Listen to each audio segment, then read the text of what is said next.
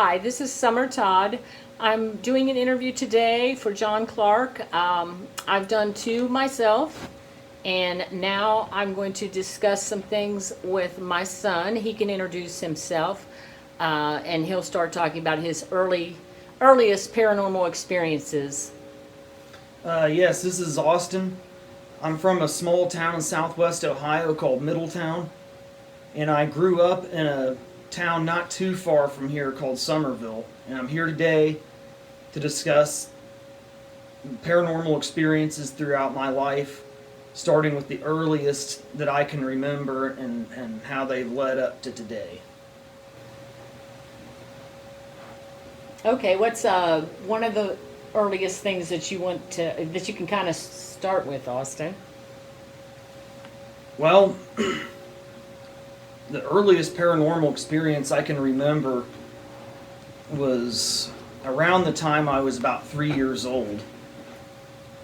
Now, around that time, you had just enrolled me in preschool at the YMCA down in Hamilton. And for those of you who don't know, when you walk into the YMCA in there, they got a swimming pool. And the smell of chlorine just it hits you in the face when you walk in the door. Now, I remember at this time in my life, I was learning how to read. I was learning my shapes and colors. The only TV I had exposure to was really Barney and Sesame Street. I was just a normal 3-year-old. But the first time I went into this YMCA, I walked through the door, and I was hit with that smell of chlorine. And I was like, that smells like chlorine gas that they used in the war. Mm-hmm. And my mind was flooded with all of these images from these really lucid and rich and deep images from World War One. I saw men sitting in the mud-soaked trenches on the Western Front, wearing gas masks, and I saw, the Tsarist army soldiers on the Eastern Front, the German soldiers with the spiked helmets, biplanes, the U-boats in the North Atlantic sinking ships and everything. And so I was flooded with all these images of World War One. And from then on, I could go to preschool a lot of times, and I would just sit there acting like I was still a normal 3-year-old because I knew I had to act like that. But at the same time, I was also really enjoying this flood of all these images from the First World War and feeling like I was surrounded by, for lack of a better description,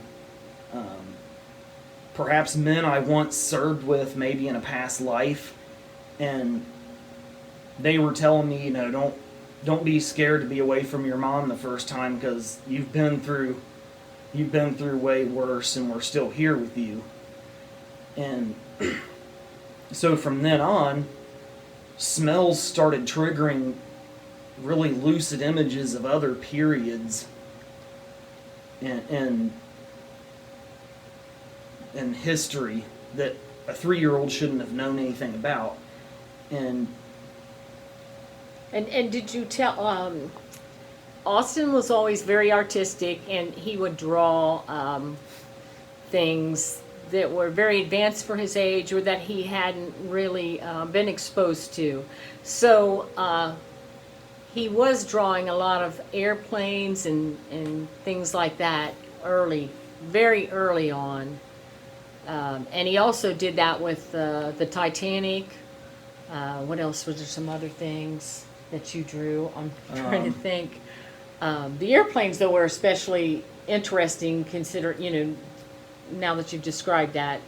I started What off happened at the drawing Y. a lot of biplanes from Yeah. World War One because those were some of the first images of airplanes I had in my head, and then it kind of started morphing into other stuff as I became more interested in history. Right. And I mean, the Titanic was something I don't know that if you believe in reincarnation, I just think that maybe Austin did read about it and maybe saw some pictures, but I know the biplanes and all that stuff, no. I never exposed him to that, and neither had his dad or anyone around him. So that's very interesting.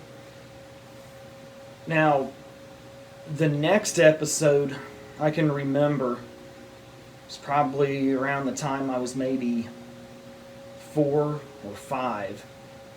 We used to have campfires and stuff out at the old house we had just moved into.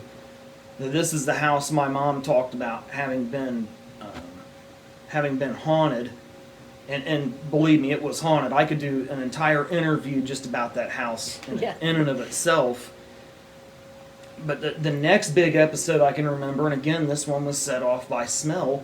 We would have campfires out there. We'd go out camping in our front yard in the summer and stuff, and you could smell the campfire smoke. And when we would have these campfires, sometimes I would feel the presence of Indian spirits all around me, and it felt like these were the Indians who used to live on land that our house was on. And then some of them also felt like they were the spirits of perhaps Indians who had lived with me in a past life, maybe if I was reincarnated from one. So it was like I felt their spirits around me along with the spirits of the World War I soldiers. And then I also started to have a lot of really lucid images of World War II and the Cold War.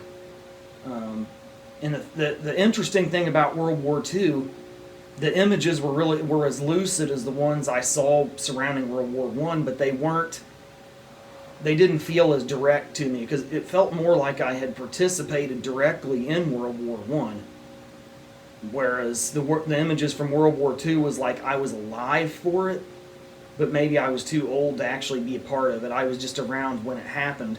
Yeah. And then the images with the Indians was, like I said, a mixture of the Indians that lived on the land where our house was built, along with ones that were spirit guides of mine, perhaps from a past life when I may have been an Indian.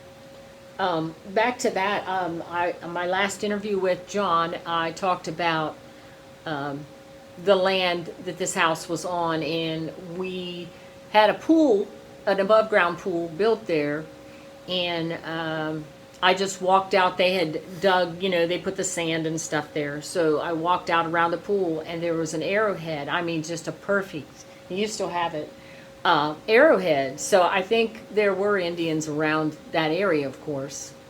So it's interesting that Austin was picking up on that.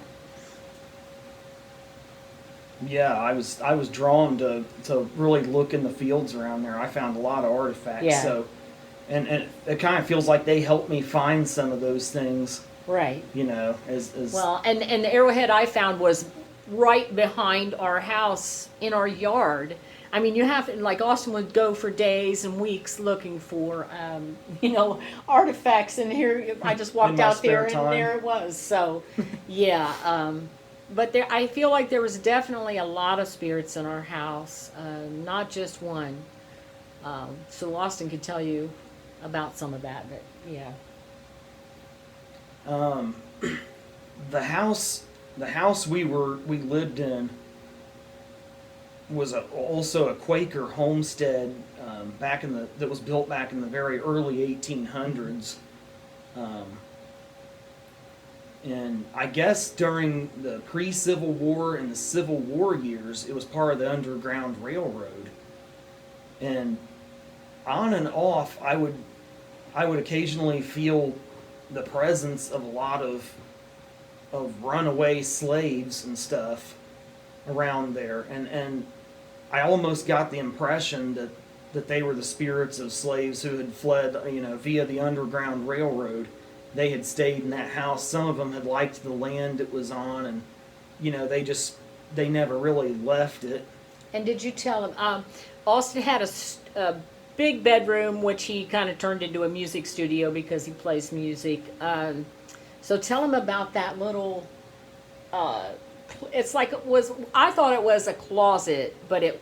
I don't. I think it maybe was something to do with the Underground Railroad, but you can tell them about that. There was like a door.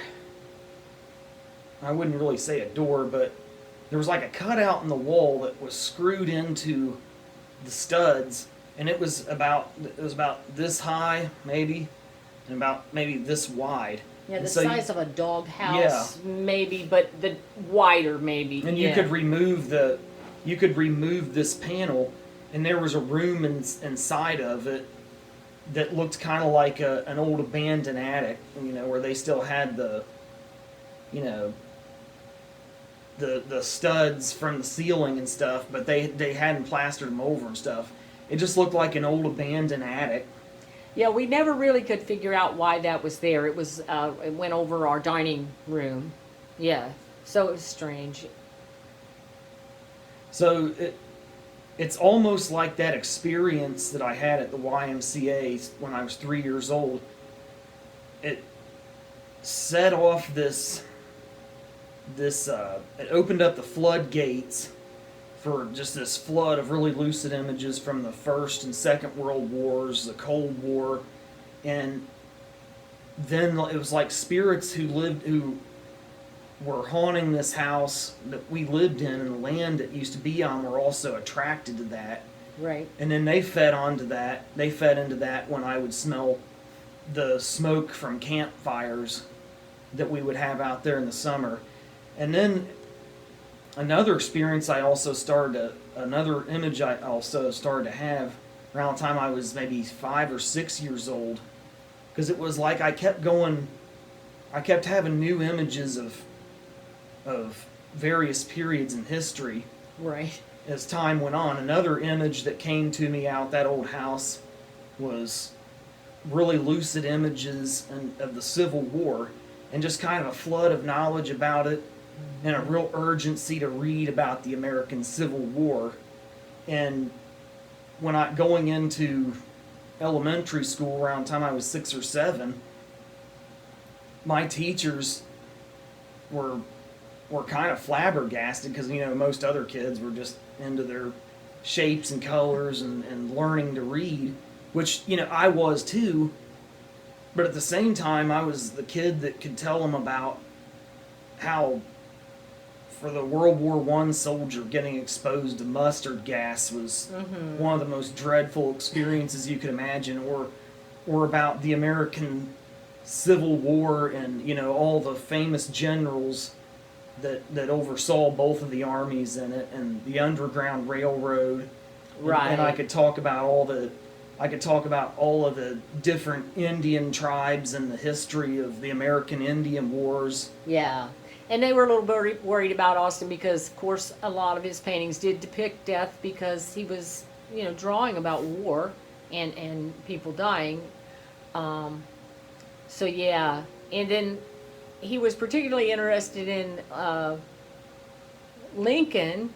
And then we found out that Lincoln was maybe related to us because he was married to Mary Todd, and Austin's dad, my husband, was Marty Todd, and he's from Kentucky. So we thought that Mary was related to us, like a distant relative somehow.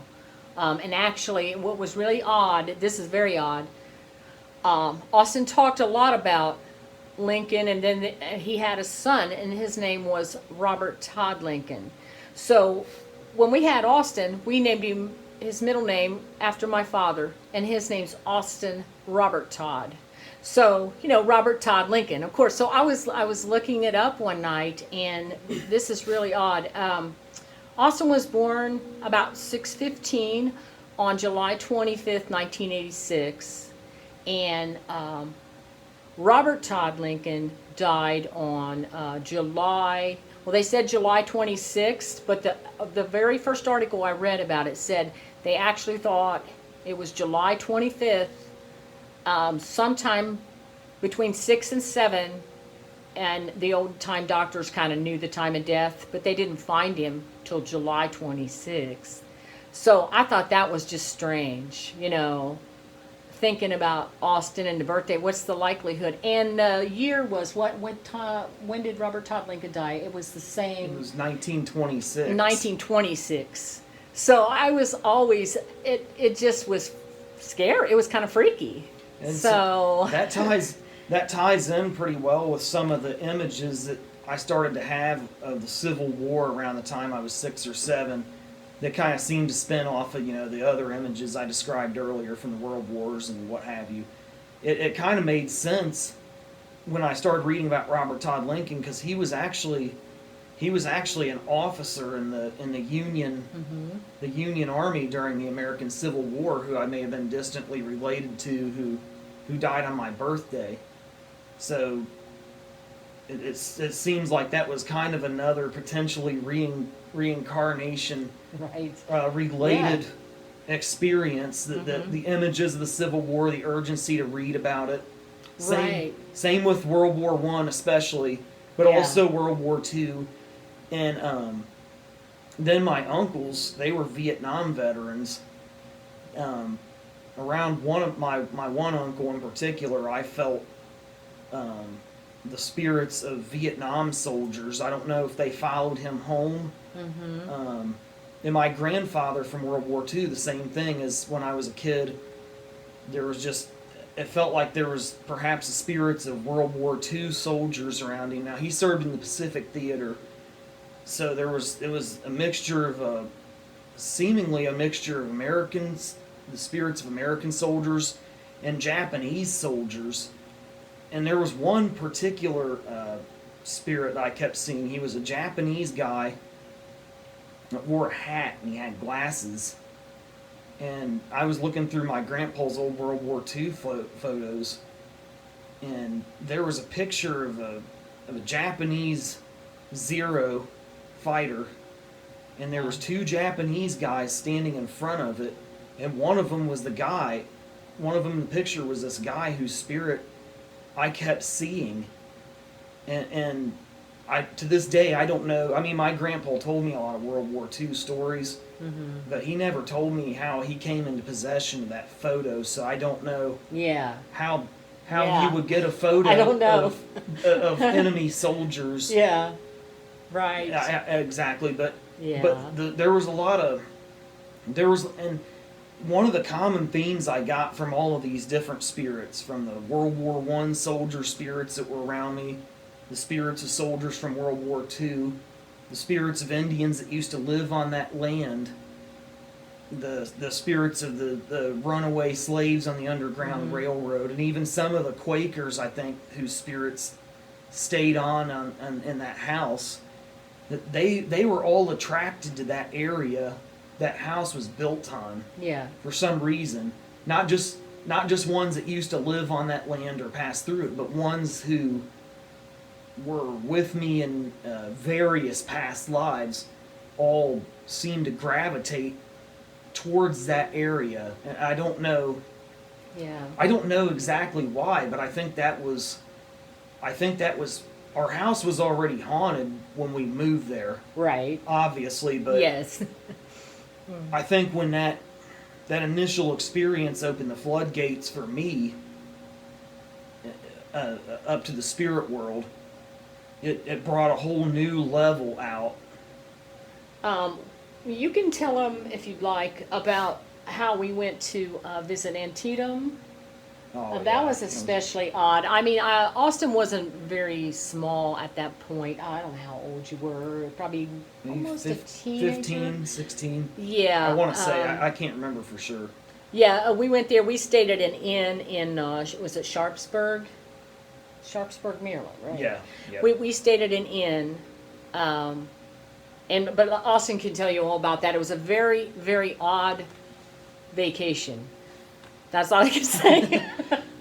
I mean, after he's done, I'll tell about a dream I had there. I think for some reason places like that may bring out maybe psychic abilities or something. So, but he can go ahead and tell you what that was like.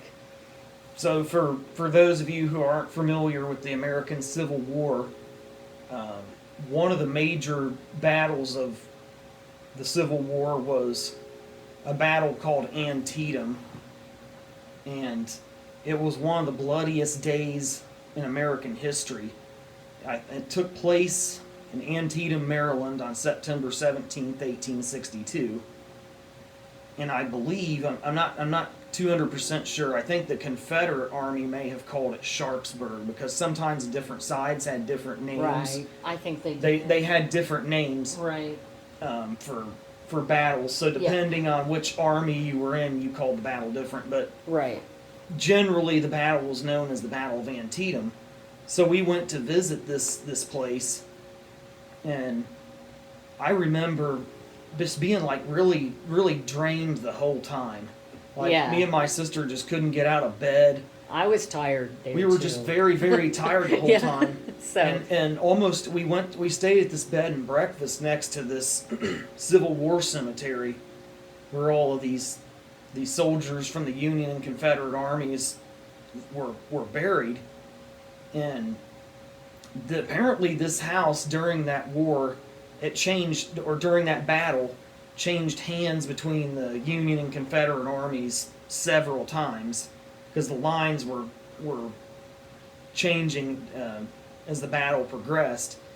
And when the soldiers that were staying in this house from whatever army it was they were in, they'd have guards Yeah. round the clock guarding the house to watch for attacks from the opposing army. So almost every night we were there, because we were there a few nights, that I would lay awake and I would hear the sounds of really heavy boots marching downstairs in the hallway. yeah, and your sister was there too, so Yeah. she did too. Now the rest of the That's time we were pretty tired scary. to where we couldn't get out of bed, Yeah. but late at night I would almost feel like the spirits of the old guards that used to watch the house were up still, marching. And there was a cemetery right down. Yeah, It was the right cemetery next is to it. right next to it with the church. It was And beautiful. it was a beautiful setting, but you could still feel that all those soldiers that died there never really left. You could still feel their presence. Right. Yeah. And what was particularly weird is, like he said, he was sleepy, and I was really sleepy too, and I slept really soundly there. And I had a dream that somebody my husband knew, a friend, had a heart attack. And my husband was out working in our yard digging up something. So, it was just kind of one of those dreams. It was pretty vivid. And the friend's name in my dream was Les. And the person that somebody called my husband, and his name was Ray. So, and told him that, his friend had passed away. So, anyway, I didn't think much of it, but he did have the friend named Les that played music with him, and he did have a friend named Ray.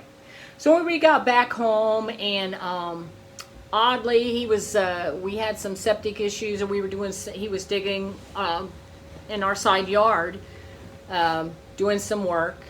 And I came home one day from work, and my husband said, he didn't say Ray. That was the one thing that was different. He said, my friend Bill called me and said, my friend Les died today, and they think he had a heart attack. And I'm like, you've got to be kidding me, because I remember the dream I had in Maryland at the inn.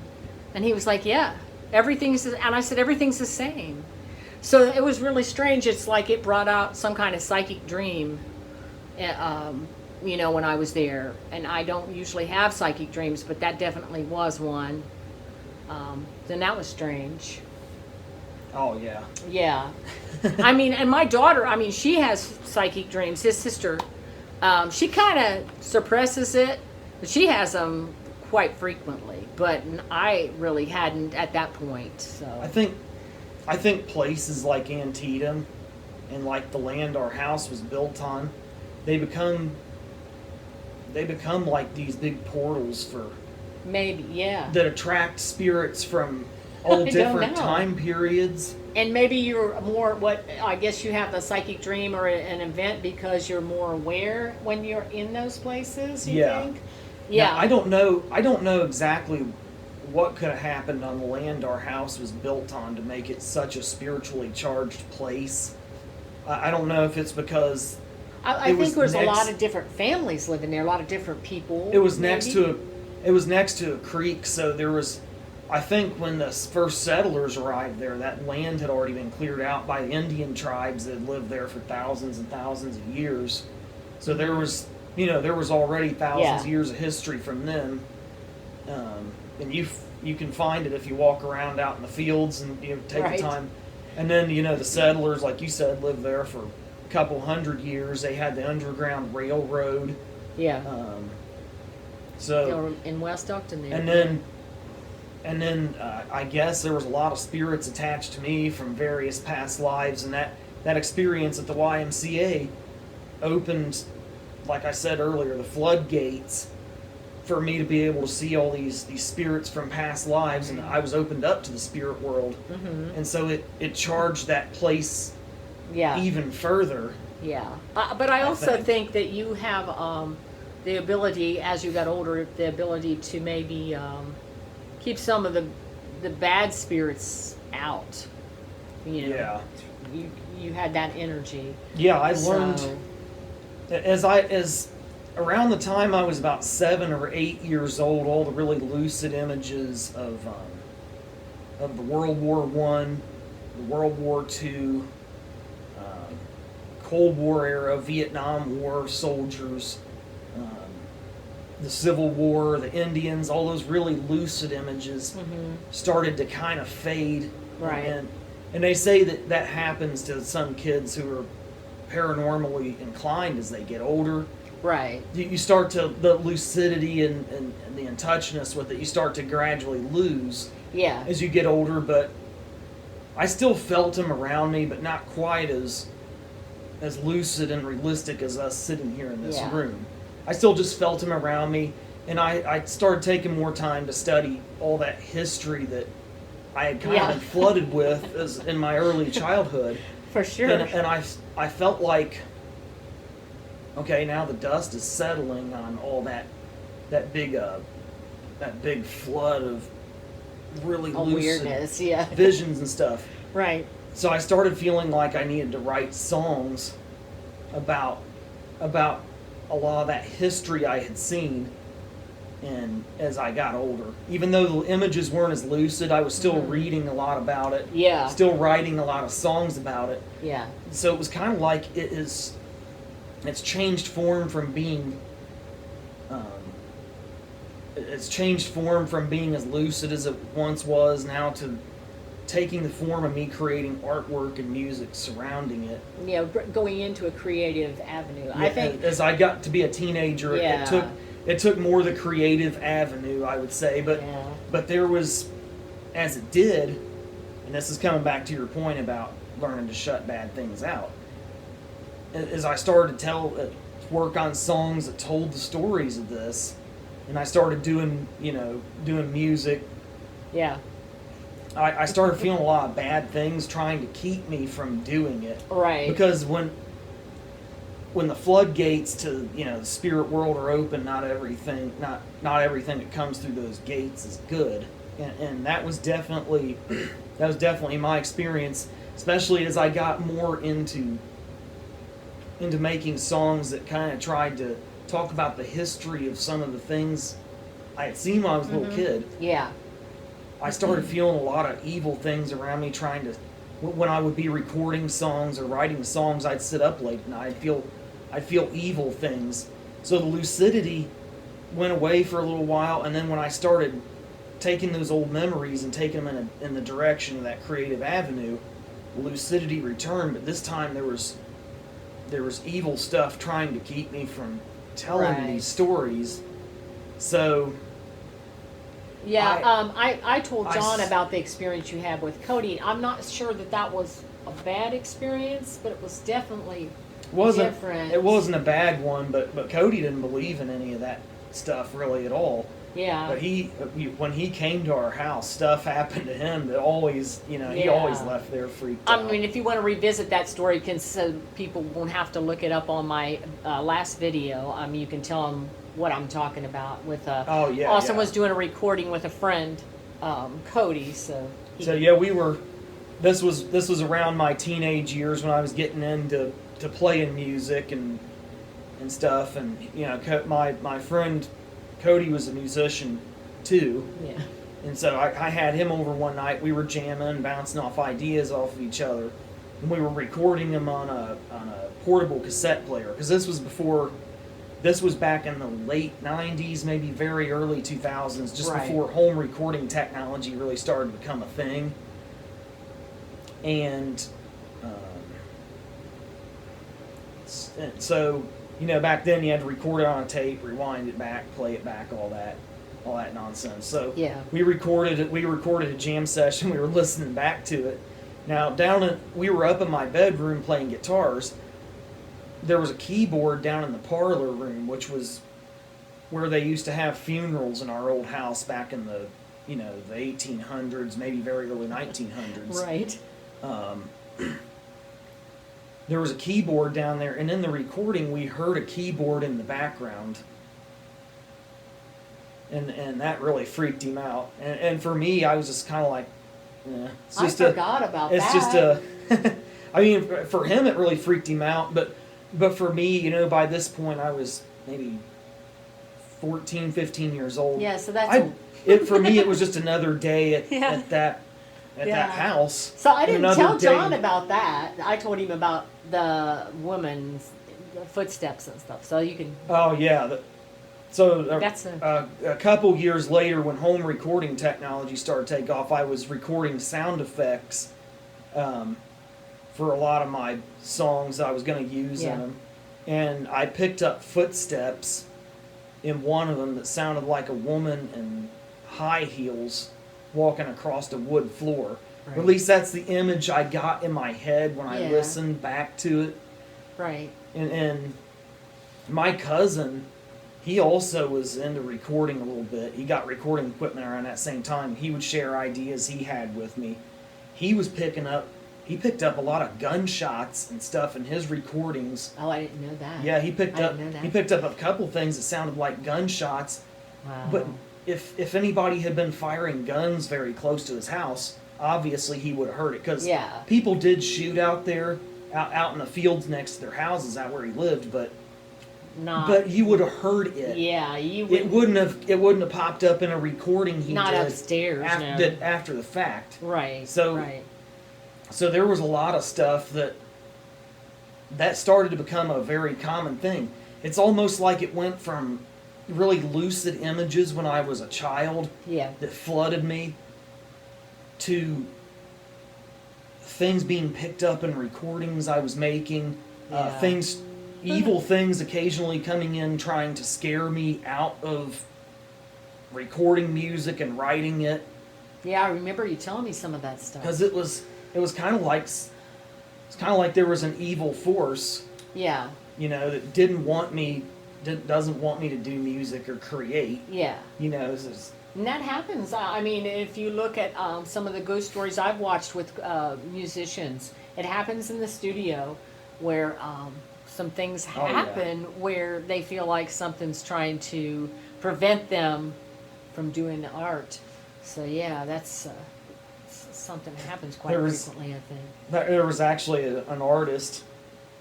He does artwork for a band called Tool. His name's Alex Gray. Yeah. He did a painting of himself doing a painting, and on one end of the painting, there was all of his influences like Van Gogh and Yeah.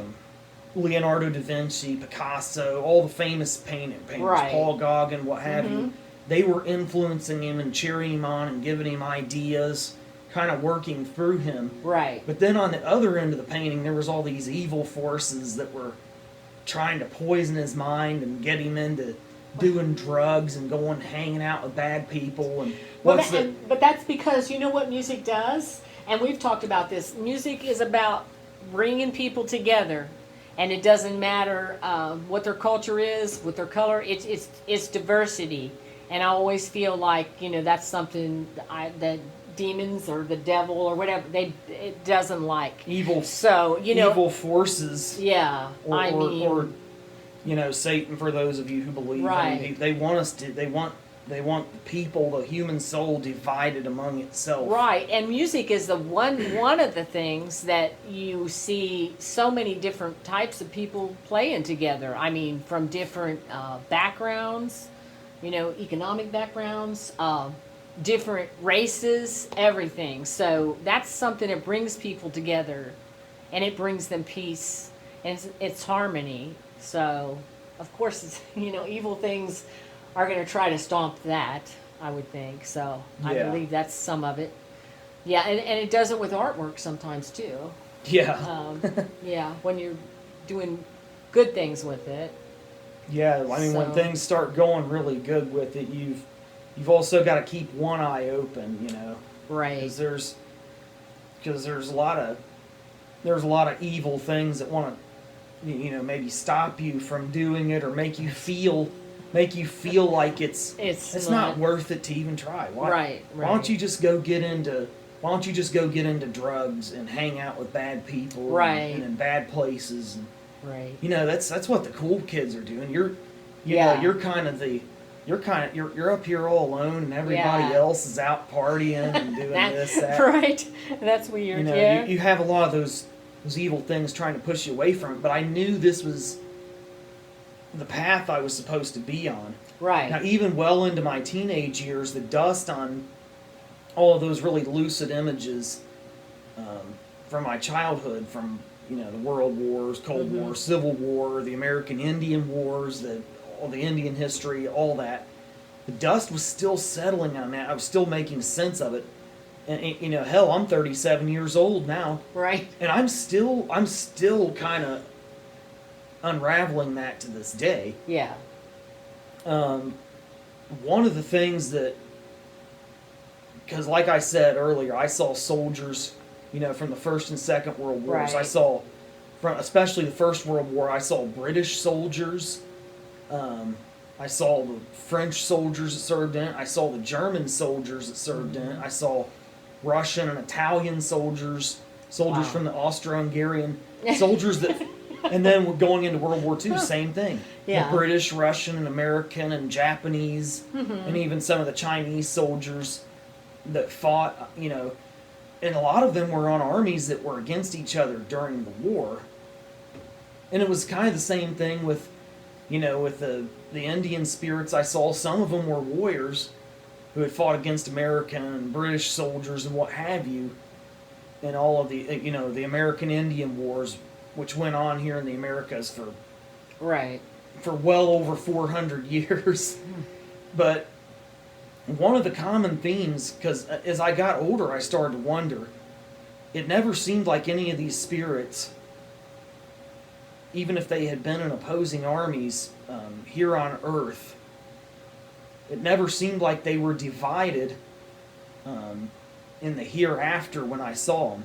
It always seemed like the American and British soldiers that once fought against the German soldiers in the First and Second World Wars, for example, were now fighting together.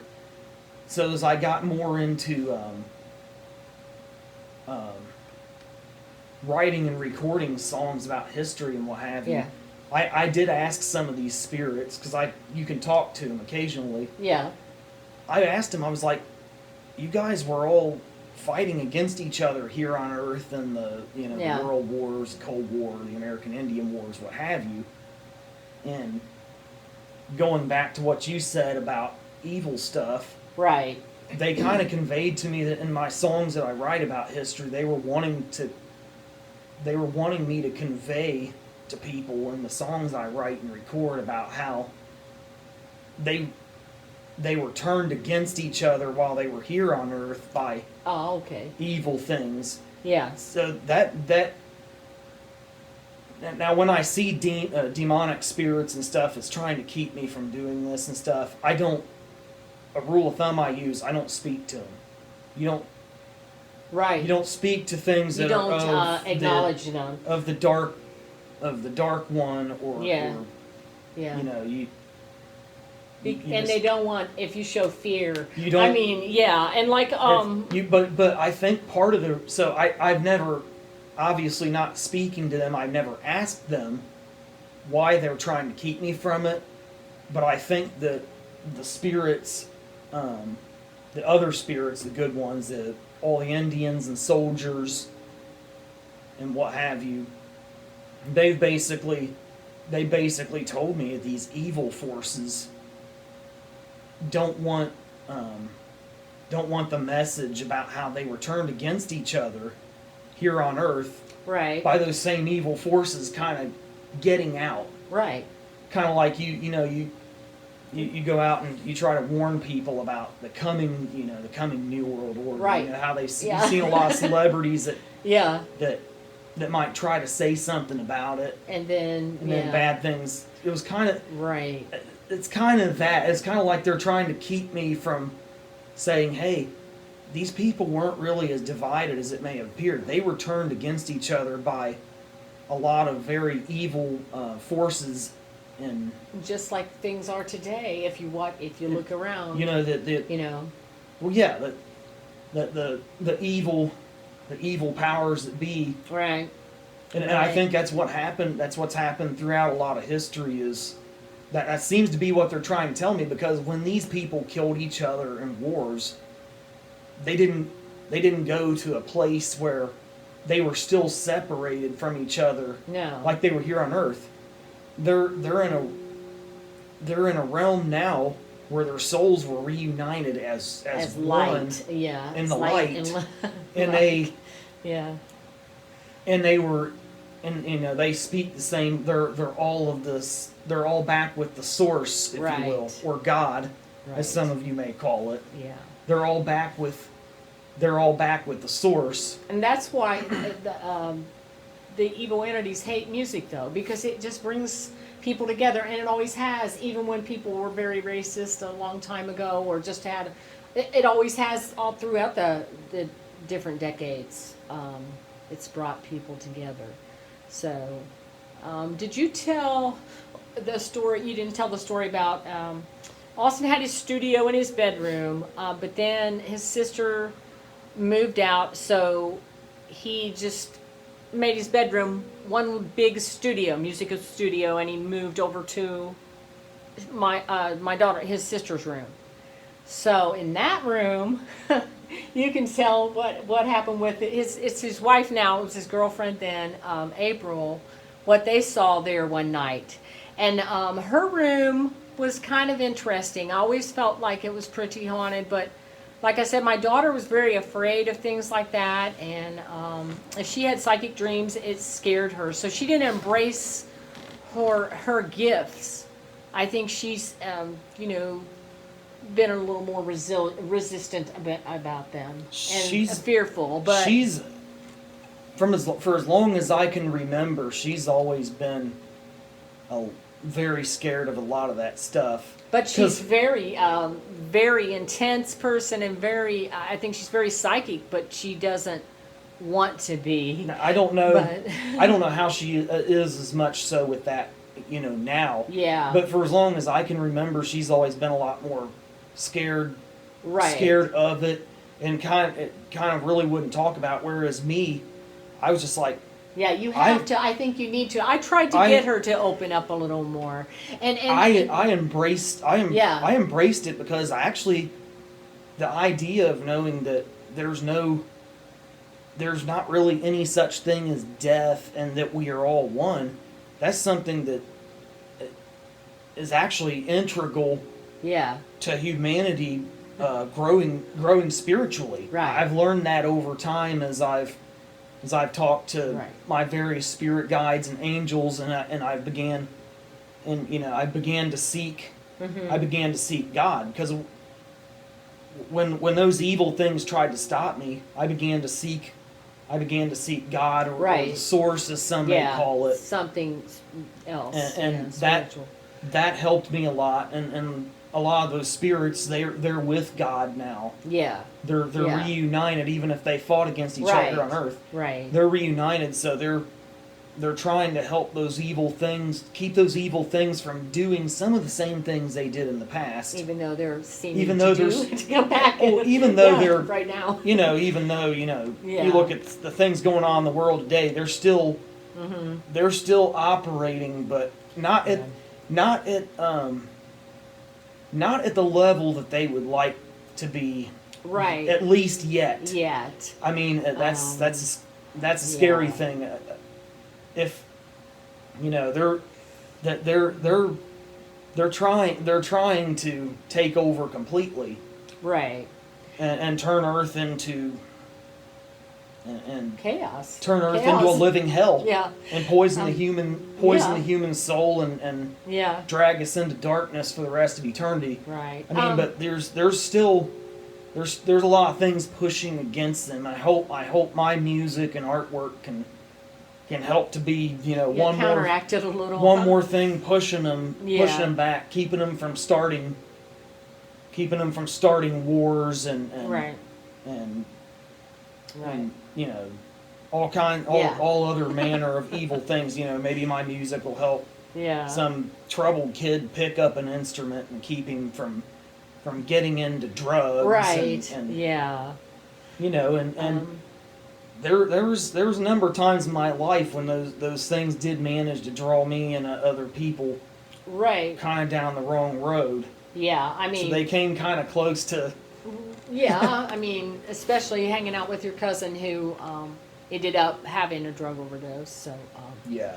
But I was going back to Chantel, my daughter. I mean, I think mothers have that telepathy with their kids. I've had it with Austin a few times, but with her, it's pretty strong. Like one day I kept trying to call her and her phone was busy, and then finally she gets a hold of me and she says, "Why was your phone busy?" And I said, "I was trying to call you." But and another time, and I think Austin remembers this, we had the pool, we were all just out floating around relaxing, and I was thinking to myself something about her boyfriend at the time. I thought, why was he not at a certain place with her the night before? And I was just thinking it. I didn't say it out loud. And Chantel said, his name was Josh. She said, "Mom, Josh was at TJ's last night." And I was like, "What did I said? Austin, did I say that out? Did I say that out loud? Did I question her out loud because I was thinking it?" And Austin's like, "No, you didn't say nothing, Mom." No, you didn't say It's anything. so- I remember. You know, I remember it's like that, that. quite well. Yeah, and it was like she's- she heard you speaking to her what telepathically. Yeah, she did. But the message was intended for her, so I didn't hear it. Yeah, I mean, I didn't say it, and she as soon as I thought the question, I was thinking about asking her, but then I thought, no, I don't want to be nosy, and she answered it for me, and I said, "Chantel, I didn't say anything," and she was like, "Well, I thought I heard you say something," but I think she knew too that I hadn't, so it was very weird. But she's very much like that, and she had a dream one time. She said she went to UC. She went to college, and she was in the dining halls, and this girl came in this like polka dot dress. It was a very odd pattern, she said.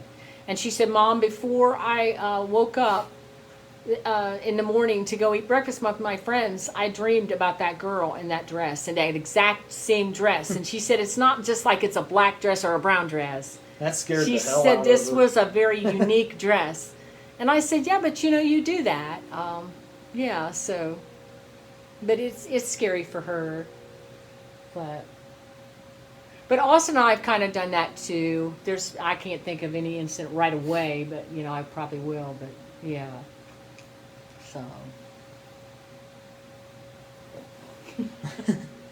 And there was a number of times when we did see those at the old house towards the end. When I was getting into my early to mid 20s. Those evil things. That's what I get back to is Austin was living in Chantel, his sister's room. So he's with April, and they were there one night, and you can tell them what happened in that room. Oh yeah, she was. Me and her were laying there, and it was dark in the room, and you could see just lights from outside kind of filtering in. And then we saw these shadows, and they looked like the silhouettes of giant tadpoles kind of streaming on the walls. And it scared her to hell and back, because she wasn't into any of this stuff. And I remember thinking to myself, oh my God, I brought her into my world. Right. Oh my God. Some people Into just, the house. this isn't, this, it's fine with me, but it's really not for everybody. But No. I just told her to pray and to start seeking relationship with God. And I and started, not be fearful. yeah. So she started working on not being fearful, Mm-hmm. and getting more into having faith in a higher power, in a heaven, and things like that. And that's helped her as a person, and it helped some of those things that started scaring her at first, Right. start going away, because they didn't want me and her together. They wanted her to. They originally had her where they wanted her, and they wanted her back in a bad place. Right. And they wanted me to be Yeah. in a bad place because I wouldn't be with her anymore. So they were trying to scare us apart. And then the top hat man also showed up to her when she went down to the kitchen one night. But Yeah. she started realizing that by this time she was starting to realize not to fear him. So a little bit, she was getting better. It's pretty hard not to be fearful of that. Yeah, but it took a lot for her, but she worked with Yeah. not being so fearful. So ultimately, it didn't succeed in scaring her off like I think that it wanted to. right. It appeared to me, and obviously, the first time I saw it, it scared me. But then I started praying more, meditating more on God Yeah. and heaven. I think I'm the first and one. it became scared and started to back off as a result of those things. I think I'm the first one that saw it, right? And what was weird about that time is it really, I think something was preventing you from seeing it, so maybe to divide us, to see if you believed it. We were walking our dogs down the road, and I saw the top hat man in our neighbor's yard.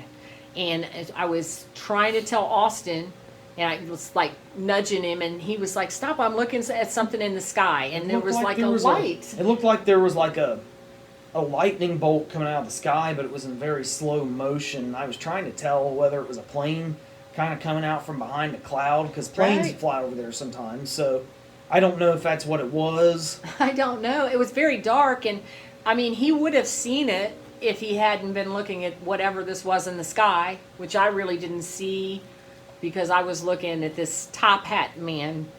They were building a house next door, and there was an outdoor light on, and there's two like things of dirt, and they were putting in maybe I think it was a gas tank or something. And when I looked over there, I saw it. I saw it standing there, and like I said, if he had looked when I tried to get him to, but something was maybe trying to prevent him from it. But then later on, he did see it. Yeah, I saw. Much later, without me. I was walking out by myself at night past the same area, and that's when I saw it. Yeah. It scared me at very first, but then I stopped and started praying. It has And a very evil, intense feel, doesn't it's straight. it? Yeah. Whatever. And there's a lot of theories, for those of you who are familiar with the top hat man as to where he actually comes from or what have you. But at any rate, some say it's a demonic spirit, some say it's a wraith, some say it's the devil himself. Well, they even say it's an alien, aliens, which is I thought used to think was pretty silly, but when we talk about this, him seeing something in the sky, well, I have no idea. At any perhaps rate, it's something from hell itself, or a very hellish dimension of some sort. Yeah, but what's funny is I've read a lot about it, and there's a few incidences where it's a good thing. Like two little girls were out, and it was getting ready to storm, and their dad was like, "Come back!" And they ran on down the street, and there was a tree there, and they saw it. They saw it, so that scared them. They turned back around. As soon as they turned back around, the limb came down off of that tree. So they think it saved their life. So, I mean, sometimes it's not bad. So I'm not sure. And you know, when people die, some people say they've seen it, but they're not scared. So I don't know if that's a good thing or a bad thing. I mean, I don't think all the dark entities are bad, but I know the one I saw was, because I could feel it. The top hat man that Yeah, we saw it. that you and me and I April mean, saw. it was very scary. Yeah, you could feel it. Yeah. The top hat man that me, you, and April saw was demonic or something. it was a malevolent Yeah. entity of some sort. I don't didn't know feel good it's- for days after I saw it. Yeah, I don't know exactly what that thing is, but getting back to what you were talking earlier about my cousin dying from a drug overdose. Mm-hmm. You know, I'd say going into my mid to late 20s, you know. Yeah. And you know, like a lot of other kids, I partied, you know, with my older cousin and what have you. And for years it wasn't a problem, but as time went on, he started getting into heroin. Right. And Yeah. you know, I didn't realize he was getting hooked, so I was hanging out with him in a lot of bad places around a lot of really bad people. Right. And I always felt like there was something kind of evil going on, but I kind of shut it out because I didn't want to acknowledge that he could be, you know, this could be the end of him. Yeah. And I do think that but you have I- some guardian angels around you because some of the what places, happened, some of the places I've been, and some of the stuff I was doing back then, I Well- should be dead or sitting in prison. well, There's and so two, many like, times. one time he got really sick, and he called me, and I knew they were doing drugs. So I said, "That's why you're sick." And I said, "You know, you've got to stop because that's your wake up call." But he had that and took it, and I think that's when you really backed off of it. Looking but back his on cousin didn't. looking back on that Yeah. on what happened to me on that morning you're talking about. Yeah.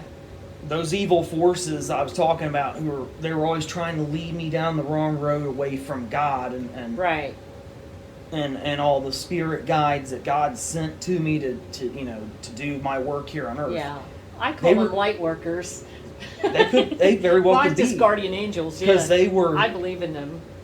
you know, the evil ones were trying to lead me away into a life of drug addiction and into death or winding Right. up in prison, you know. Yeah. And I think that morning when I got sick, it was kind of like, oh my God, if I keep going down this road, Right.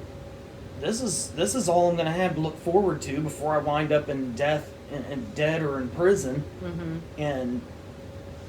And then, you know, that's the end. Yeah. My life, either way, my life's over at that point, Yeah. you know.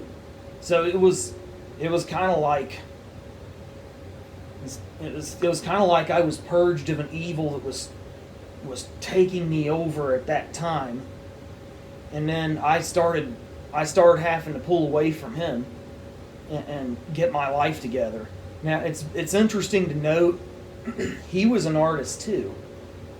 Yeah. You know, he got me into a lot of bands I was into. He helped me pay for a lot of recording equipment and stuff that I otherwise wouldn't have been able to afford.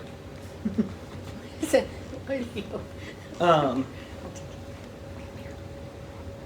Go you know, on. me and him bounced song ideas off of each other, but mainly he was into painting. That was his, kind of like I'm into music and that's my main thing. His main thing was painting, and he was doing a few paintings that were gonna tie in with my songs. He managed to finish a few of them,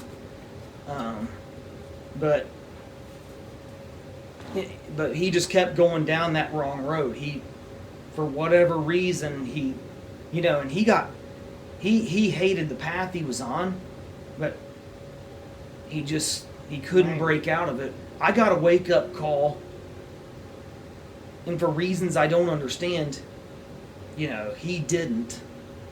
Yeah. I don't know why. Hmm. I mean, but he managed to leave us with a lot of great paintings, and Right. he managed to help leave me. He managed to help leave me with a lot of music equipment that I need to do Right. what I'm doing today. So I mean, he just couldn't win the battle against his demons here on Earth. Right, Unfortunate right. as that is, and Yeah. I don't hold that against him, because I'd be, like I said, I would be dead or in prison if I hadn't gotten Right. It's that wake-up funny. call. It's I funny was- how some people don't get it and others do. Yeah. Like if you talk to, well, like I remember Elton John saying, I should be dead. A lot of my friends God, died, but he's I one never that- did. So it just maybe you just have. There's things that you're put here to do on Earth, and something comes around. And I don't know what the principle is around guardian angels and stuff. And I know they surround some people and other people they don't seem to. I don't know if it's an energy you bring yourself, but I've always felt like they have helped me and guided me, Yeah, I feel especially like when that. I'm in a very stressful situations. I think It's like they're there. I I can't think- see them, but I can feel them. I think sometimes they don't intervene when it's your time to go. Like my cousin, for whatever reason, that was the road he was gonna end his life on. That was and his work. I do believe, looking back on his work on Earth, was done, because my father passed away 2 weeks prior to him. Right. And him and my father were pretty close.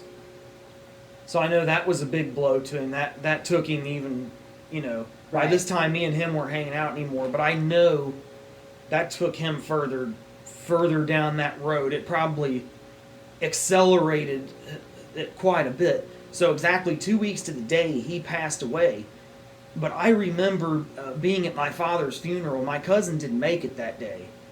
That was very odd. Now- so I knew he was getting into some there were stuff. some people, there were some people at the funeral that were pretty mad about it, but I wasn't mad about it because I felt my father with me.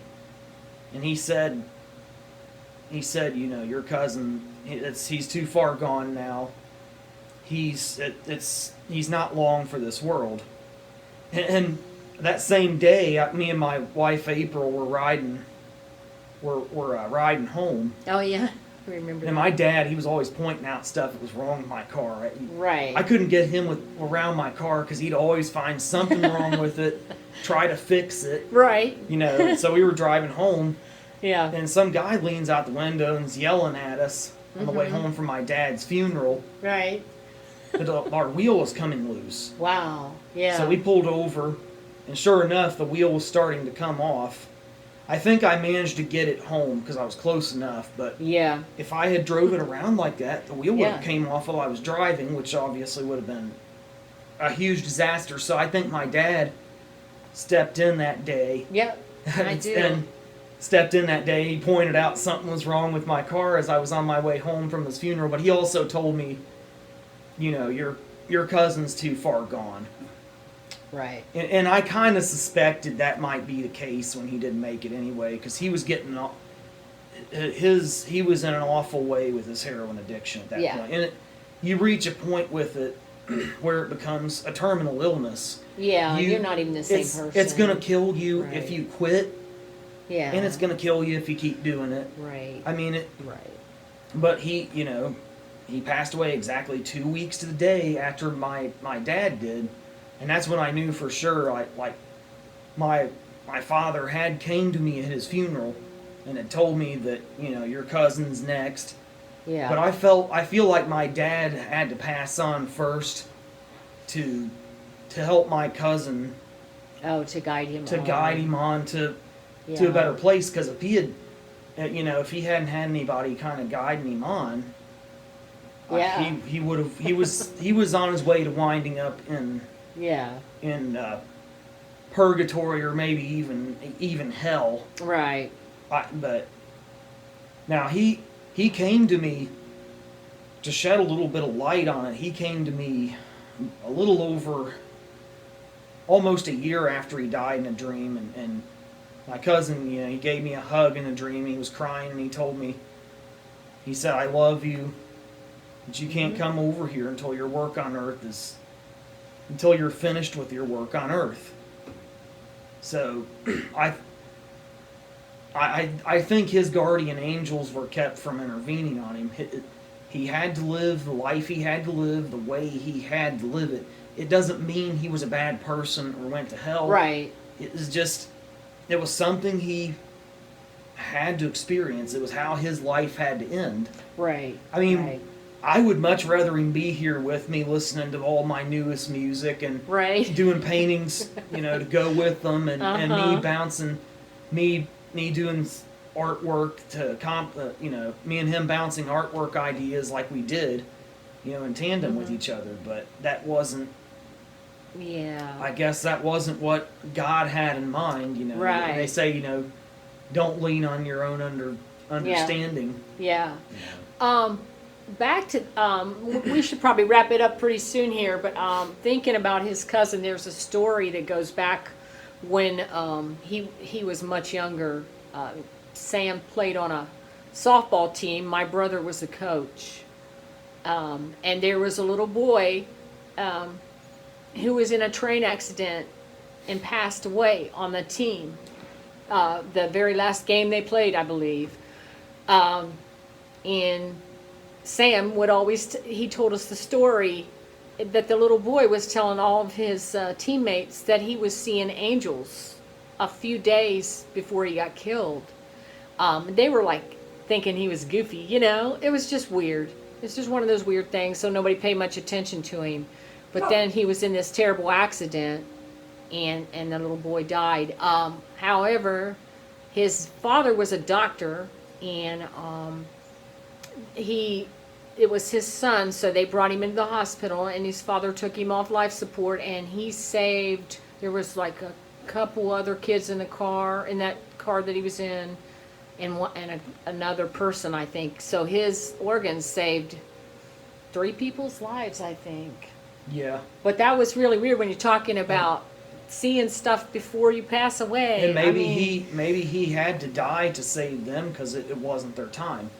Like my dad and my cousin, it was their time to go. Yeah. I'm gonna look in there.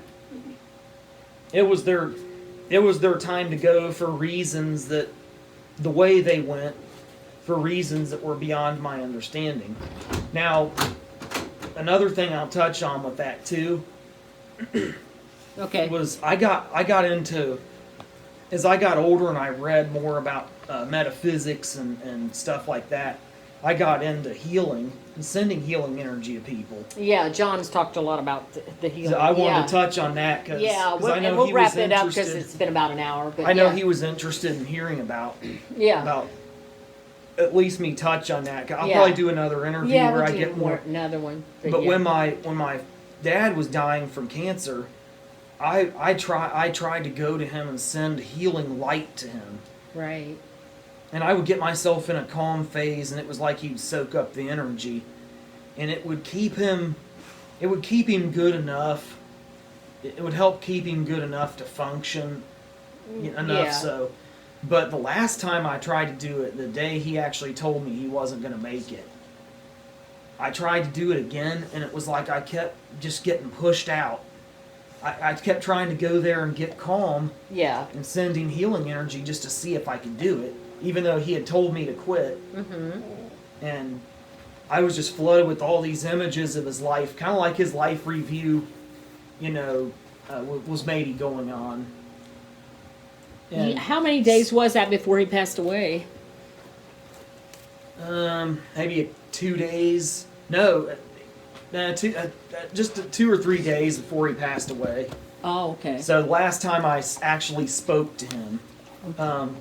But I was hit with this wall of all these images from his life, so it was kind of like he was on a level where my healing energy could no longer do any good.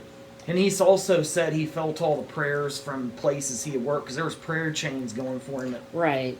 He said he felt those prayers too, but he didn't think they were going to do good because he kept rising into the light, and his body was getting too weak to.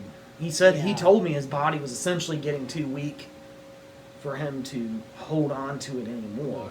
I think there's. And I tried the same thing with my cousin when he was getting real bad on heroin, but Yeah. It's like it bounces off. It- It repels. it was like I was just consumed by the darkness he was in. Yeah. And I couldn't get myself into a positive Right. enough state to get to him. So it was like hitting a wall, but it was okay because God and all of my guardian angels and spirit guides helped me accept that, you know, even though, you know, you guys are like two pieces of the same soul and Yeah. what have you, you know, and it's time Yeah. for him. He's on his way out, Right. and I believe probably a couple weeks, because your dad, his father was sick probably less. Well, we didn't know he was sick until he went in the hospital, and then it was a month and he passed away. So it was pretty quick. But he was 2 weeks before he passed away. They weren't sure what was wrong with him, so they were doing lots of tests. They couldn't figure out why he was having trouble breathing and whatnot. So I just felt like when he was in the hospital, and we talked about this, that there was something there. There was already Yeah. coming around him to get him, because we would hear noises in his hospital room. And he was telling me that it just felt weird there. He thought it was haunted, and he wasn't really big into paranormal stuff. So it gave me a real bad feeling. And then, you know, about 2 weeks before he passed away, they did find out he had terminal cancer. So I just feel like something was around him. And I talked to John in my second interview, I believe, when Marty was his name. His dad came home for a little bit, and he had to go back to the hospital.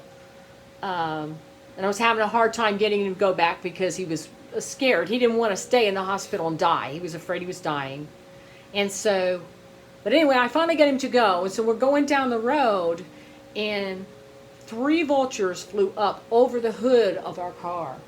And it was chilling because the spirit of death was on him. Yeah. They could sense it. yeah, and I've talked to John about the birds. There was a lot of incidents with birds around my husband's death, his dad's death. Yeah, and I used to think, oh, that's silly, but I do think they're omens.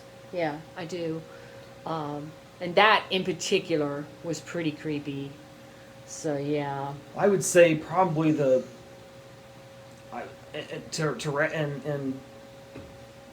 wrap this up, I would probably say the most important supernatural or paranormal experience I had was actually my encounter with the light a number of years ago. That helped me deal with a lot of the evil things that try to assail me. Yeah. And it helped me deal with my cousin and my father's deaths. Right. Helped me be at peace with their passing and understanding it was their time, even though obviously it's not what I would have chosen. Yeah. Even for right. a second, but it helped me be able to accept it and live with it.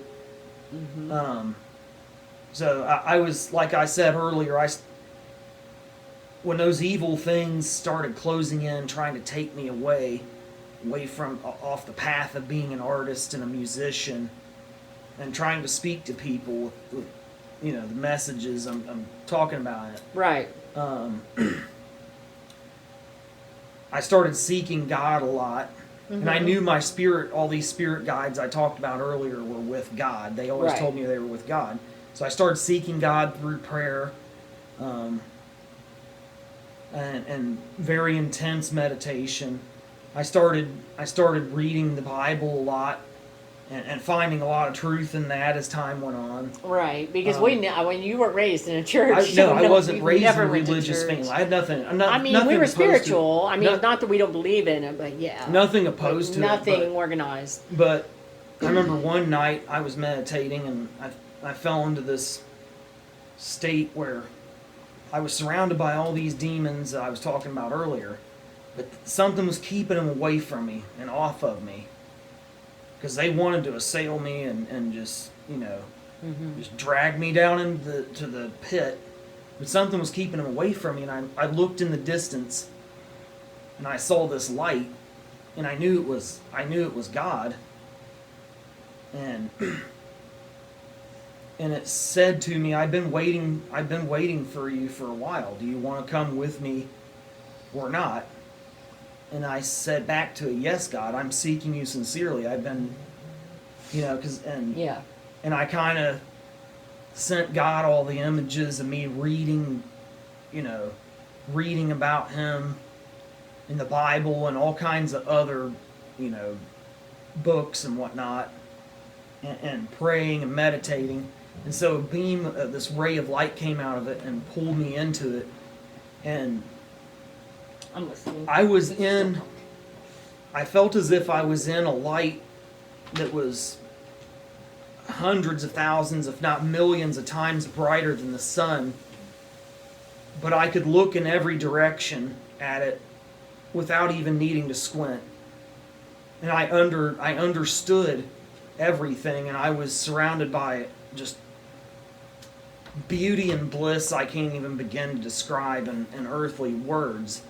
And I asked God while I was there, I said, can I stay here? I mean, because it's hard to come back when Right. It's hard to come back here to earth when you know there's a place like that. Right.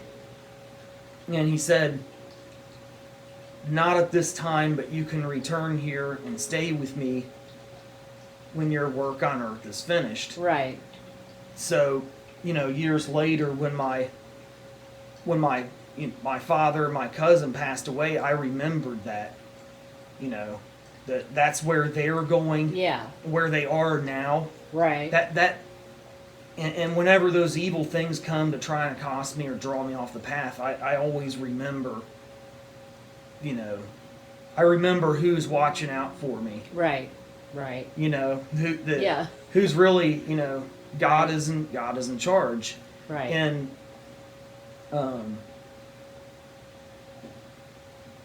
and I remember why I'm here on earth doing what I'm doing.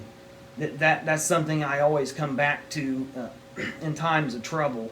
Right. And I might not see God like that again until the day I pass and I stand before him again. Right. But hopefully that's enough, to get me through the rest of my life and finish my work. It probably should be. Well, I guess we better wrap it up. It's been about an hour, maybe a little bit over an hour. So, so we'll probably do some more interviews with you, John. So. I got a lot. I got a lot. I can talk more to talk about. So. Yeah, our haunted house alone that we lived in all those years. Like I said earlier, the haunted house I grew up in and of itself, I could do a whole interview. Yeah, I mean, how long did you live there? You lived there as long as I did. Almost 30 years, yeah. A month shy of 30 years. Almost 30 years. Yeah, but you moved out about, a year before I did. Yeah. Yeah. So. Yeah, I lived there almost 30 years. Okay, well, we'll wrap it up now. It's been good. Yep. God bless. Bye.